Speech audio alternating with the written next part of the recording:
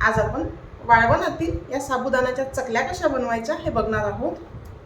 या चकल्या तळल्यानंतर छान फुलते, खुसखुशीत बनते आणि खायला खूप छान लागते। बनवायला सोपी आहे। चला तर मग रेसिपीला सुरुवात करूया। साबुदाण्याची चकली बनवायला सर्वात आधी आपल्याला साबुदाणा भिजत घालायचा आहे।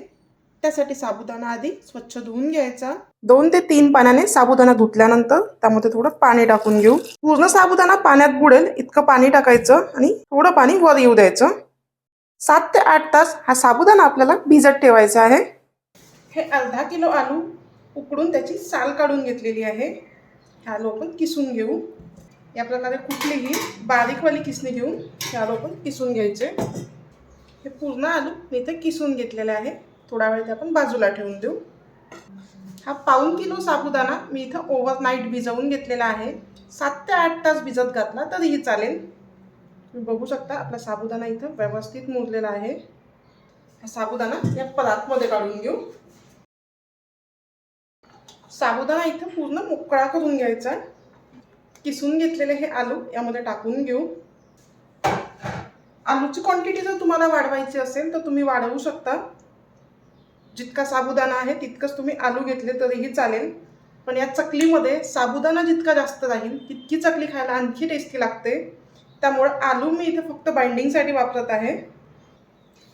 त्यामध्ये हिरवी मिरचीची पेस्ट टाकून घेऊ, जिरं आणि चवीनुसार मीठ। हे पूर्ण मिश्रण आपण इथे व्यवस्थित मिक्स करून घेऊ। हे पूर्ण मिश्रण मी इथे मिक्स करून घेतलेलं आहे। या प्रकारे चकलीचा साचा इथे घेतलेला आहे आणि साच्याला मी पूर्ण तेल लावून घेतलेलं आहे। चकलीचं हे मिश्रण साच्यामध्ये टाकून घेऊ।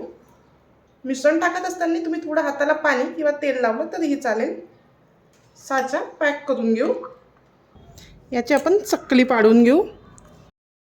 चकल्या बनवत असताना तर अजिबात तुटत नाही आहे, तर एकसारख्या अशा चकल्या इथे बनून तयार होत आहे।